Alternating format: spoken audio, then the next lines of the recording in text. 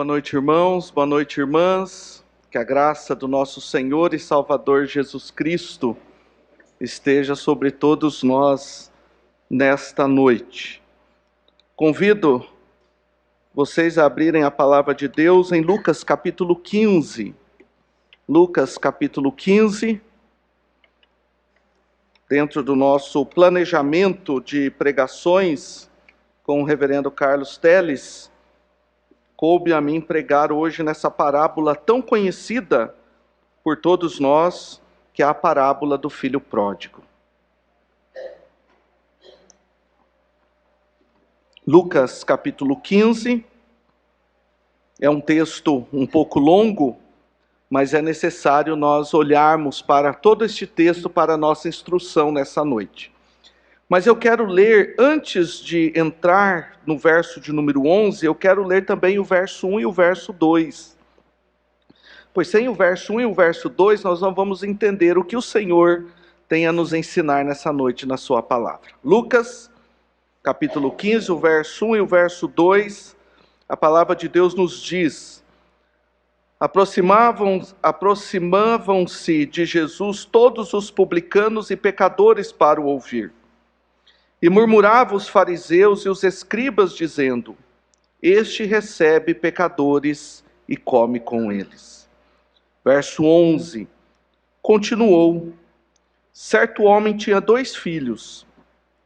O mais moço deles disse ao pai: Pai, dá-me a parte dos bens que me cabe. E ele lhes repartiu os haveres. Passados não muitos dias, o filho mais moço, ajuntando tudo o que era seu, partiu para uma terra distante e lá dissipou todos os seus bens, vivendo dissolutamente. Depois de ter consumido tudo, sobreveio àquele país uma grande fome, e ele começou a passar necessidade. Então, ele foi e se agregou a um dos cidadãos daquela terra, e este o mandou para os seus campos a guardar porcos. Ali, desejava ele fartar-se das alfarrobas que os porcos comiam, mas ninguém lhe dava nada. Então, caindo em si, disse: Quantos trabalhadores de meu pai têm pão com fartura, e eu aqui morro de fome? Levantar-me-ei e irei ter com o meu pai, e lhe direi: Pai, pequei contra o céu e diante de ti. Já não sou digno de ser chamado teu filho. Trata-me como um dos teus trabalhadores. E levantando-se foi para seu pai. Vinha ele ainda longe, quando seu pai o avistou, e compadecido dele, correndo, o abraçou e beijou. E o filho lhe disse: Pai, pequei contra o céu e diante de ti. Já não sou digno de ser chamado teu filho. O pai, porém, disse aos seus servos: Trazei depressa a melhor roupa, vestiu, ponde-lhe um anel no dedo e sandálias nos pés. Trazei também e matai o novilho cevado. Comamos e regozijemo-nos, porque este meu filho estava morto e reviveu, estava perdido e foi achado, e começaram a regozijar-se. Ora, o filho mais velho estivera no campo, e quando voltava, ao aproximar-se da casa, ouviu a música e danças.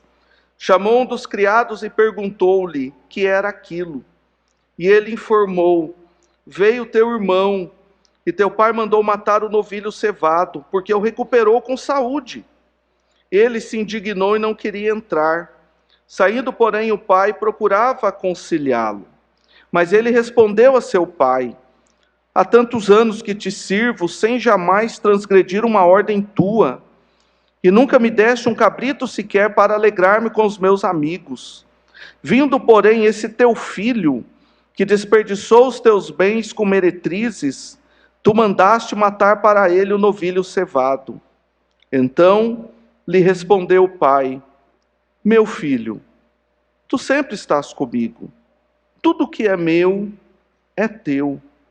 Entretanto, era preciso que nos regozijássemos e nos alegrássemos, porque esse teu irmão estava morto e reviveu, estava perdido e foi achado.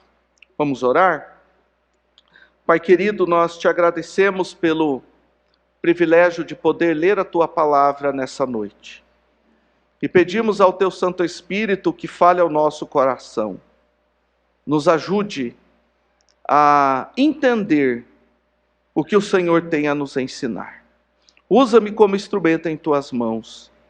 É a oração que nós fazemos no nome de Jesus. Amém. Irmãos, eu não sei se todos sabem, mas o meu sogro mora conosco já tem algum tempo. Já acho que 4 anos, né? Hein, Monique? 4 anos que seu pai mora com a gente, né? 5 anos já. Nossa, como o tempo passa, né? O pai da Monique ficou doente e ele precisou morar conosco. E lá atrás da casa pastoral tem uma edícula. Nessa edícula tem um quarto, tem um banheiro, e ele então fica ali naquela edícula. Participa das coisas comuns da casa, da cozinha, mas ali é o quarto dele, o refúgio dele. E o pai da Monique tem desenvolvido um problema de surdez. Um problema de surdez, né? Embora quando precisa ele ouve bem, né? Mas a gente sabe como é que é esse negócio, né? Mas ele tem desenvolvido um problema de surdez. E ele ouve a televisão muito alto, muito alto. E de vez em quando, após o almoço, eu gosto de tirar uma sonequinha, né? Aquela sonequinha rejuvenescedora, né? Para poder enfrentar o restante do dia. E às vezes eu estou lá deitado, e ele está ouvindo a TV muito alto, e o programa que ele mais gosta é Casos de Família. Casos de Família. Sônia Abrão, né? É isso? Ô, rapaz, tem um aí, Cristina Rocha, hein? Tem um aí afiado nos casos de família, hein? Olha só. E às vezes eu ali, né, tenho que ficar ouvindo, né? Aqueles casos de família. Às vezes dá até uma curiosidade lá na sala ligar minha televisão para ver, né? Às vezes o negócio fica ali tão empolgante, né? E aquelas famílias ali tratando de diversos assuntos. Eu imagino que a parábola do filho pródigo se encaixaria nesses casos de família. Uma família muito peculiar. Uma família que tem uma história que tem muito a nos ensinar. Porém, o que nós precisamos entender é que esse caso de família que nos apresenta Lucas capítulo 15, é uma parábola. E o que é uma parábola? É uma história que Jesus contou, mas que não aconteceu. Mas que poderia ter acontecido. E talvez uma história que faria parte, ou que fazia parte, da vida de muitas famílias naquela época. Uma parábola possui elementos do dia, da vida comum. E Jesus, como o mestre do ensino, ele então usava esses elementos da vida comum para transmitir ensinos relacionados ao reino de Deus. E nesse momento, Jesus entendeu que ele precisava contar não apenas uma parábola, mas ele precisava contar também 3 parábolas. Jesus, como sempre, estava trabalhando, desenvolvendo o seu ministério, conduzindo os seus discípulos ao aprendizado do que eles deveriam fazer quando ele voltasse para os céus. Mas Jesus tinha muita graça. Ele falava como quem tinha autoridade. As pessoas gostavam de ouvir os seus ensinamentos. As multidões olhavam para Jesus e viam aquele homem que se interessava por elas. Aquele homem que gostava de estar com elas. Não aquela pessoa que simplesmente parava para ensinar por uma obrigação, mas alguém que fazia questão de estar com elas em todos os momentos. Por isso que muitas pessoas se aproximavam de Jesus. Multidões procuravam ouvir a palavra de Jesus. E no capítulo 15 nós temos um desses momentos, onde Jesus está ensinando, e Lucas faz questão de dizer que tanto publicanos e pecadores iam para ouvir Jesus, como também fariseus e os escribas. Pecadores eram aqueles que não seguiam a lei judaica de acordo com os fariseus e com os escribas. Publicanos eram aqueles que eram considerados desertores, porque eles eram judeus e cobravam impostos da sua própria nação. E muitas vezes eles eram acusados até de extorquir a sua nação. Por isso que Jesus, quando comeu na casa de Zaqueu, e Zaqueu prometeu devolver-se caso ele tivesse extorquido alguém, Jesus Cristo disse: a salvação entrou nessa casa. Houve salvação nessa casa, né? Principalmente porque Zaqueu resolveu colocar a mão no bolso, né? Então, quer dizer, se converter tudo bem, mas colocar a mão no bolso é diferente, né? E Zaqueu ali, ele se comprometeu em devolver, se caso ele tivesse lesado alguém. Mas também existiam os fariseus, existiam os escribas, aqueles que deveriam pastorear os publicanos e os pecadores, mas eles estavam ali meio nervosos com Jesus. O texto nos diz que eles estavam murmurando. Enquanto Jesus estava ensinando, os pecadores e os publicanos prestando atenção, e tinha aquele grupinho, né? Dizendo: eu não vou ficar na roda dos escarnecedores, eu não vou participar ali, afinal de contas Jesus está pregando para publicanos, para pecadores, inclusive até come com eles. Imagine a intimidade que Jesus tem a tal ponto de comer com esse tipo de pessoas. E eles estavam ali reclamando. E Jesus ouviu a reclamação. Mas Jesus não ouviu a reclamação apenas em si. Porque Jesus era aquele que sondava os corações. Jesus era aquele que conhecia os corações. A palavra de Deus diz que Jesus não precisava de ninguém para lhe ensinar o que passava no coração dos seres humanos. E ele sabia muito bem o que estava se passando ali no coração daqueles escribas, daqueles fariseus. Eles estavam indignados, porque Jesus estava pregando, anunciando o reino de Deus e comendo com aqueles pecadores.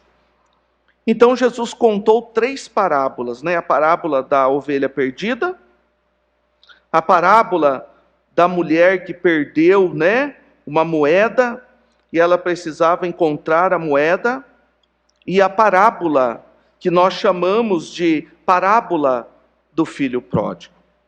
É interessante nós entendermos que esse título, parábola do filho pródigo, foi dado pelo tradutor da Bíblia.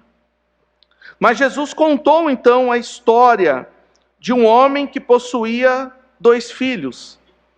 Até então um homem comum, um pai de família, que tinha sua família, que tinha os bens, que possuía 2 filhos que ali estavam trabalhando junto com ele. Uma família comum daquela época. Nada de especial. Mas de repente um dos filhos, e o texto nos diz, o filho mais novo, disse ao pai: Pai, eu gostaria muito que o senhor tivesse morrido. Isso parece um espanto para nós, né? Que filho vai chegar para o pai e vai dizer: Pai, eu queria muito que o senhor tivesse morrido. Mas foi justamente o que o filho mais novo fez. Porque o filho mais novo chegou para o pai e disse: Pai, dá-me a parte dos bens que me cabe. O que o filho mais novo estava dizendo: Pai, bem que o senhor já poderia ter morrido, porque eu poderia passar a mão na minha herança, eu poderia pegar a minha herança. Mas como o Senhor ainda não morreu, e com certeza era um homem tipo tio Carlito, assim, né? Muito forte, né? Já com uma idade, mas muito forte. Cadê o tio Carlito? Ah, tá ali no meio, né? Um homem muito forte, igual o tio Carlito. E aquele jovem olhava para o pai e pensava, o pai não vai morrer tão cedo. Então, eu vou chegar para o meu pai e vou pedir para ele me dar a parte que me cabe.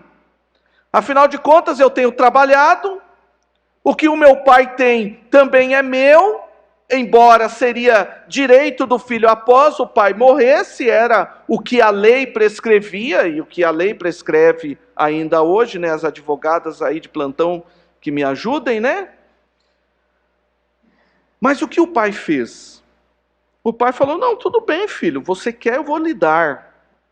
E o pai, então, vendeu a propriedade e deu a parte que cabia. Mas algo que nos chama a atenção, que é importante nós olharmos no texto, é que no verso 12 diz, e ele lhes repartiu os haveres. Ou seja, 1/3 da herança foi para o filho mais novo. Então a lei dizia que o pai poderia dar a herança enquanto ele estivesse vivo, né? Doar em vida parte dos seus bens. Porém, ele deveria dar 1/3. Mas para o filho mais velho, que era o primogênito, ele então receberia 2/3 da herança. Então o filho mais velho, como o filho mais novo, também recebeu a herança. Porém, o filho mais novo, não passou muitos dias, estava com o bolso cheio de dinheiro, aquele desejo de ir embora da casa do pai, né? Aquela velha ideia, quando eu completar 18 anos, né? O Lucas vai completar 18 anos esse ano, mas acho que ele não fala isso para o pai dele e para a mãe dele não, né? O Lucas não fala, né? Nada de filho pródigo, né? Senão a cinta pródiga também corta ainda, né? Então quer dizer, o filho mais jovem então pegou o dinheiro e falou, agora eu alcancei minha maioridade, tenho meu dinheiro, vou embora. E ele quis ir embora para uma terra muito distante. Por que uma terra distante? Porque ele não queria que ninguém ficasse vigiando. Ele queria fazer o que ele bem quisesse. Ele queria agir conforme os seus desejos. Ele queria agir conforme as suas vontades. E enquanto ele estivesse ali na casa do seu pai, mesmo bonado, cheio de dinheiro, ele não poderia fazer isso. Mas agora ele era um homem feito, tinha o dinheiro, e ele então foi embora. E o texto nos diz que quando ele chegou lá nesse local, nessa terra distante, ele acabou com todos os seus bens vivendo dissolutamente. O que significa isso? Ele gastou o seu dinheiro, como a Bíblia diz, naquilo que não era pão. Ao invés dele investir o dinheiro, ao invés dele entender que o dinheiro acaba, ele foi seduzido pela falsa sensação de segurança que o dinheiro traz. Porque algumas pessoas se sentem seguras por terem muito dinheiro. Porém, essa é uma falsa segurança. Mas a insegurança daqueles que têm pouco dinheiro também é falsa. Porque a verdadeira segurança nós temos apenas em Cristo Jesus. Então aquele filho gastou tudo o que ele tinha, mas ele não imaginava que Deus iria enviar uma grande seca para aquele país, uma fome. E ele então começou a passar necessidade. E ele precisou trabalhar. Mas ele era um jovem trabalhador. Ele havia trabalhado com seu pai. Ele sabia como trabalhar, né? Ele não era um NEM. Vocês já ouviram falar do NEM? Hoje tem o NEM, né? Nem estuda, nem trabalha, nem faz nada. Não. Ele era um jovem que trabalhava, sim, ele trabalhava. E o que aconteceu? O Claudinei gostou do Ney, né? Não trabalha, não estuda e não faz nada, né? Nem faz nada. Mas é isso, né? Mas o que aquele jovem, ele sabia trabalhar. E o texto nos diz que ele foi cuidar de porcos, né? Ele procurou um emprego naquele cidadão, com um homem lá daquela terra. Ele mandou para cuidar de porcos. E o trabalho dele era alimentar porcos. Como ele fazia isso? Naquele local existia uma árvore que possuía uma fruta chamada alfarrobas. E os porcos comiam essas alfarrobas. E ele estava com fome. E ele percebeu que os porcos tinham mais dignidade do que ele naquele local. Porque os porcos tinham que comer, mas para ele ninguém dava nada. E ele muitas vezes sentiu o desejo de comer aquela comida que era destinada àqueles porcos.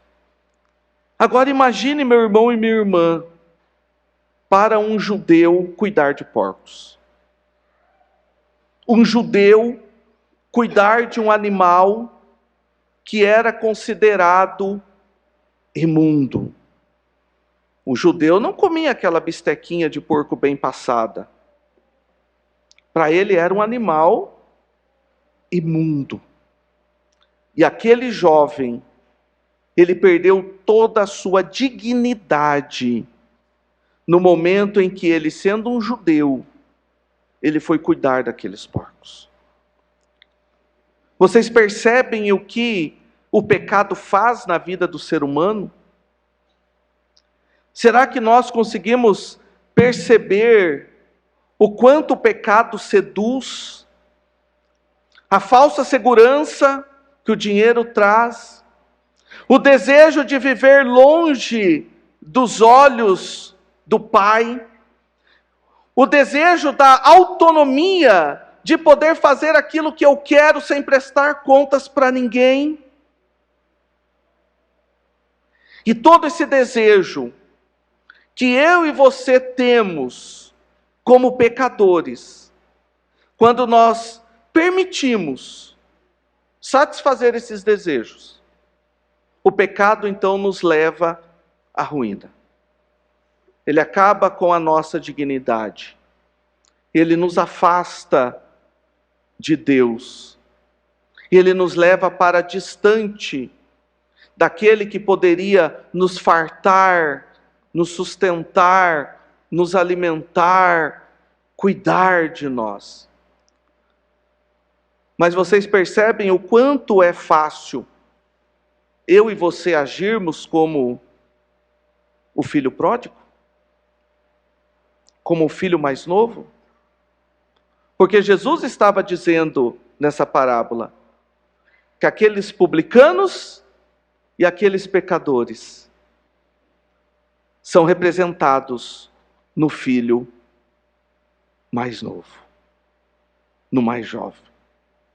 Querer viver distante de Deus, querer viver distante da palavra de Deus, querer viver distante da casa do Pai, do local onde Deus nos colocou, para que nós fôssemos alimentados, tivéssemos a verdadeira segurança, nos leva sempre à ruína, ao desespero, à tristeza, à angústia. Mas, enquanto nós tivermos vida, há esperança. Como diz o profeta Isaías, enquanto o barro estiver na mão do olheiro, há esperança. Enquanto Deus estiver moldando a minha vida e a sua vida, há esperança. E aquele jovem, então, ele se arrependeu. Ele caiu em si. Ele percebeu que até na casa do seu pai, os trabalhadores tinham mais dignidade do que ele. E eu imagino quando ele ia dormir à noite com fome. Alguém já dormiu com fome? Seja porque você precisa fazer um regime, ou porque ia fazer um exame de sangue no outro dia, não importa o motivo. Mas é ruim dormir com fome, né? Agora imagine 2 dias com fome. Roque ficou quanto tempo sem comer, Roque, lá no hospital?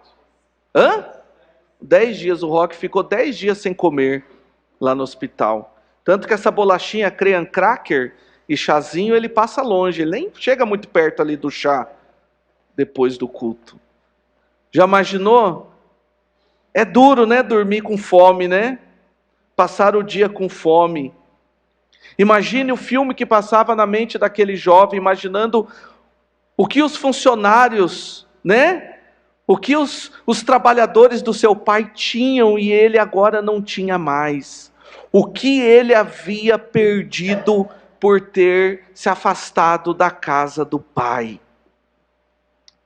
Mas ele se arrepende. Ele volta e o pai o recebe. Porque o pai sempre recebe os pecadores. Porque o pai sempre recebe os seus filhos arrependidos. Porque eu e você, nós podemos olhar para esse jovem, esse moço e dizer, eu não faço isso, mas nós fazemos muitas vezes igualzinho o que ele fez. Depositamos a nossa segurança naquilo que não é Deus. Às vezes trocamos o estar na casa de Deus por tantas coisas.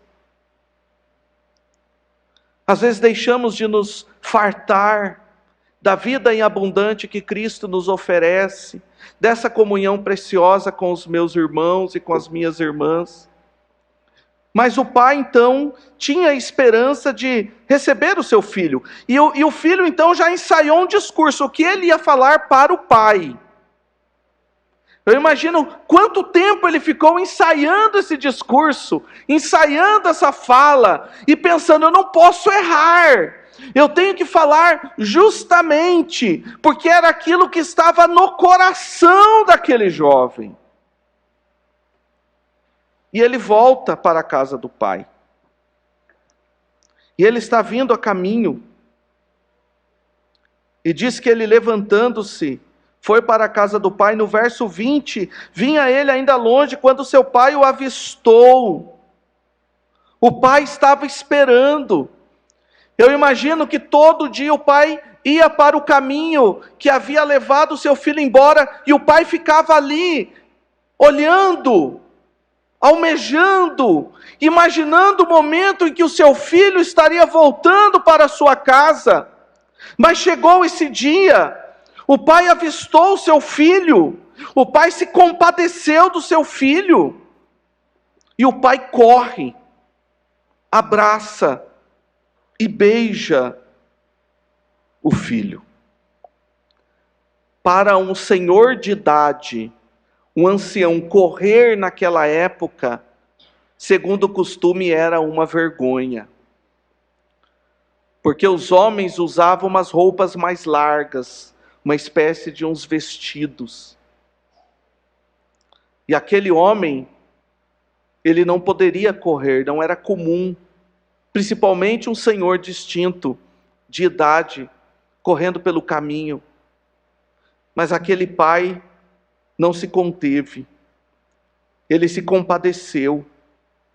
Eu imagino que o seu filho estava magro, sujo, estava descalço, mas o seu pai o abraçou. E o filho falou, pai, pequei contra o céu e diante de ti, já não sou digno de ser chamado teu filho. Mas o verso 22 nos fala algo interessante. O pai, porém, disse aos seus servos.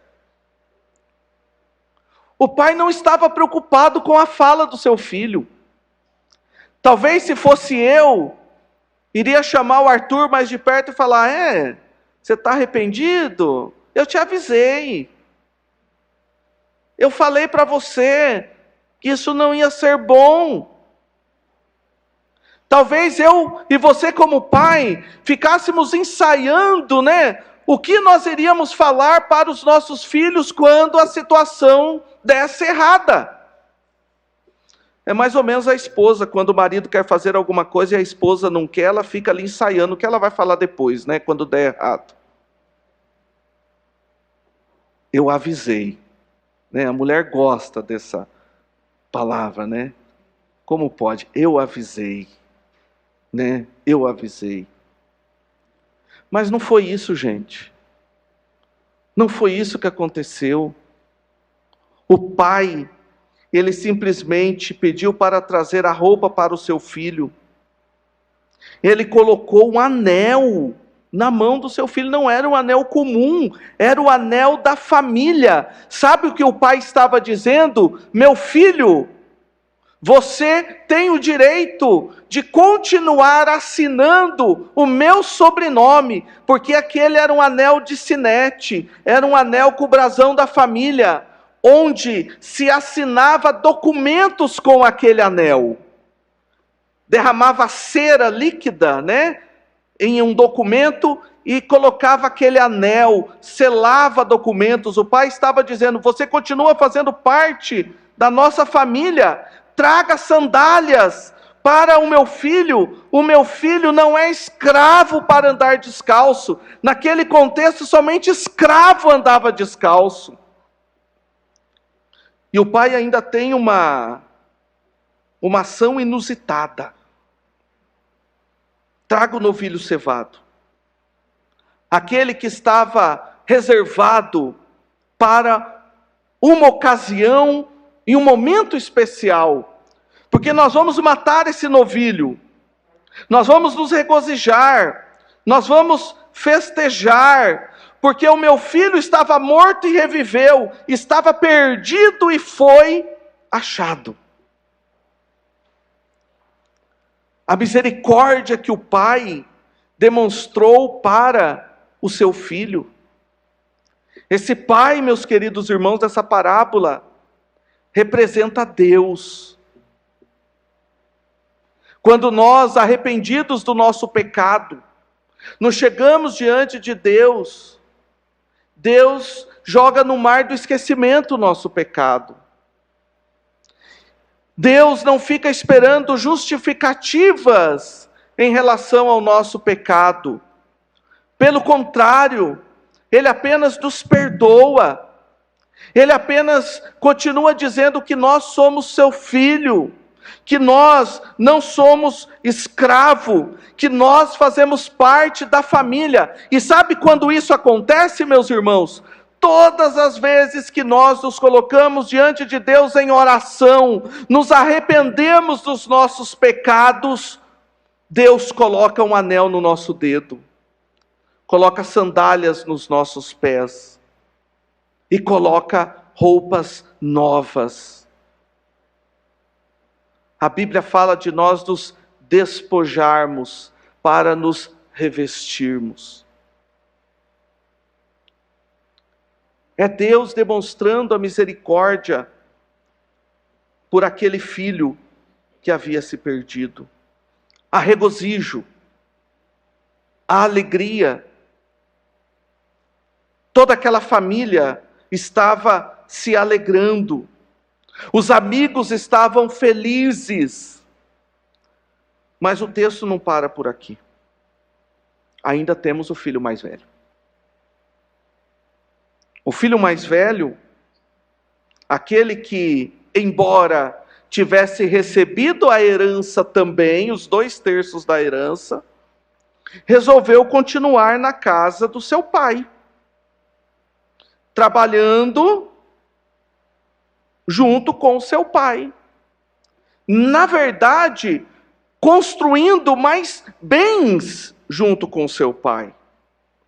Porque a partir do momento que o seu pai falecesse e o filho mais novo não estivesse na casa, o filho mais velho iria herdar o restante daquilo que havia sobrado do seu pai. E esse filho mais velho, então, depois de um dia cansativo de trabalho, o texto nos diz, estivera no campo. Trabalho duro.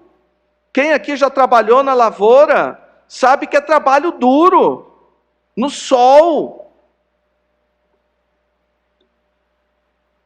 Ele chega, volta para casa, aproxima-se da casa, ouve música, ouve danças, e ele achou muito estranho aquele movimento. Peraí, meu pai está fazendo uma festa e não me convidou para essa festa? Eu, sendo o filho mais velho, aquele que fiquei na casa do meu pai, aquele que continuo trabalhando, estou cuidando do meu pai faz uma festa e não me espera chegar, deve ser um motivo muito especial. Será que essa festa é para mim? E ele pergunta para o criado, e o criado responde: veio teu irmão e teu pai mandou matar o novilho cevado. Talvez aquele que estava separado para o casamento do filho mais velho, né? Porque o recuperou com saúde. E aquele que se achava o perfeito, aquele que se achava acima de todos, se indignou, não queria entrar na festa. Esse filho mais velho, ele estava envergonhando seu pai, porque em uma festa, o filho mais velho ficava como anfitrião, à porta, recebendo aqueles convidados do seu pai, dando as boas-vindas. Mas aquele filho, ele se indignou, ele ficou bravo, ele não queria entrar na festa, porque a festa não era para ele, a festa era para o seu irmão. Onde já se viu, meu pai? Eu tenho te servido há anos, nunca transgredi uma ordem sua, e o Senhor nunca me deu nem um cabrito para eu me alegrar com os meus amigos. Nunca fiz nenhuma festa com meus amigos. Agora vem esse teu filho, preste atenção que ele não está tratando o seu irmão nem de irmão mais, esse teu filho. Esse aí, que desperdiçou os bens com meretrizes. Você manda matar o novilho cevado, o boi gordo separado para a festa, para o momento especial. E para mim o Senhor nunca fez nada. Esse filho mais velho representa os fariseus, os escribas, que achavam que não tinham pecado, que achavam porque estavam na casa do pai, que achavam que nunca haviam se desviado da casa do pai, que achavam que nunca tinham transgredido uma ordem do pai, aqueles que se diziam perfeitos, porém eram tão pecadores como o filho mais jovem. Estavam envergonhando o pai como filho mais jovem. E o que o pai fez? O pai também demonstrou amor para aquele filho mais velho. O mesmo amor, o mesmo carinho, a mesma atenção, o pai deu para o filho mais velho. Meu filho, tu sempre estás comigo. Tudo o que é meu é teu. Vocês já pararam para pensar que eu e você, em determinados momentos, também agimos como o filho mais velho? Achamos que, porque eu sou uma boa pessoa, porque eu cumpro as minhas obrigações, porque eu pago as minhas contas em dia, porque eu não faço nada, entre aspas, de errado, eu sou melhor do que o outro.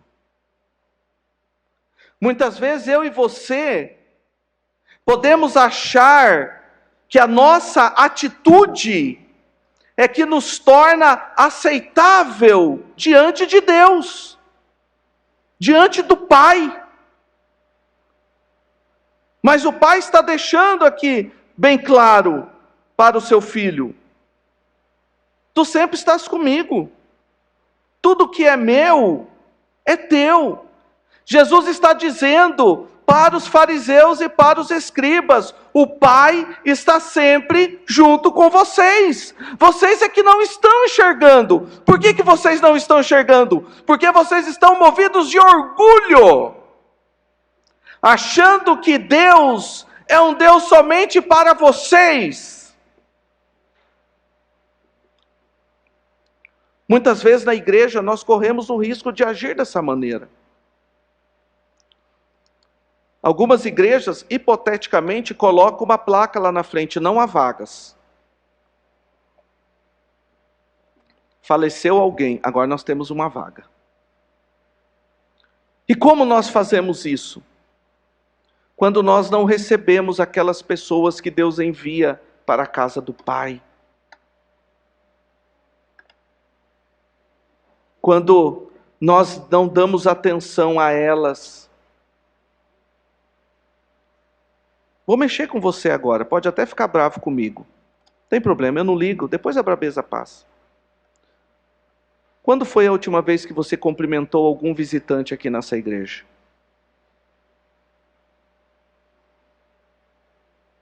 Quando foi a última vez que você ficou junto com os irmãos ali no cafezinho, batendo um papo?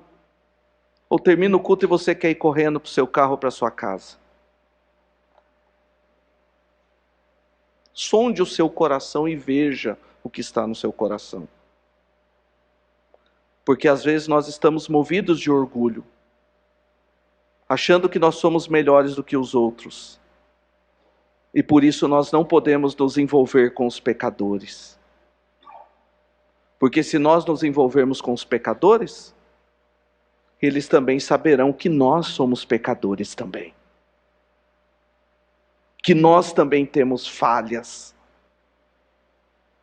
Mas, gente, nessa noite, a mesa do Senhor Jesus Cristo convida tanto pecadores como o filho mais novo, como pecadores, como o filho mais velho. O nosso Pai está pronto para nos receber. Lembrando que às vezes nós agimos como o filho mais velho, às vezes nós agimos como o filho mais novo, mas o que importa para nós é que nós temos um Pai amoroso, cuidadoso, misericordioso, que está sempre pronto para nos receber. Porque o filho mais velho também estava perdido, mas estava perdido na casa do Pai. E ele precisou ser achado. Talvez eu e você sejamos esse filho mais velho. Talvez eu e você nessa noite nos enquadremos mais na categoria do filho mais velho do que do filho mais novo. Mas esse é o momento para nós entrarmos na festa, para nós deixarmos de lado o nosso orgulho e entrarmos na festa. E nos alegrarmos. E nos regozijarmos. Porque a figura mais importante dessa história é o Pai. O Pai que recebeu seus 2 filhos. Aquele que estava perdido no mundo. E aquele que estava perdido na casa do Pai. E este é um momento muito especial para nós, que é o momento da Santa Ceia. Então vamos olhar para o nosso coração, para as nossas falsas seguranças, para o falso pensamento que nós temos a respeito de nós mesmos, e vamos nos colocar humildemente diante de Deus. Vamos entrar na festa. Essa festa espiritual, onde o Pai, o nosso Deus, nos recebeu por meio do seu Filho, Jesus Cristo. Amém.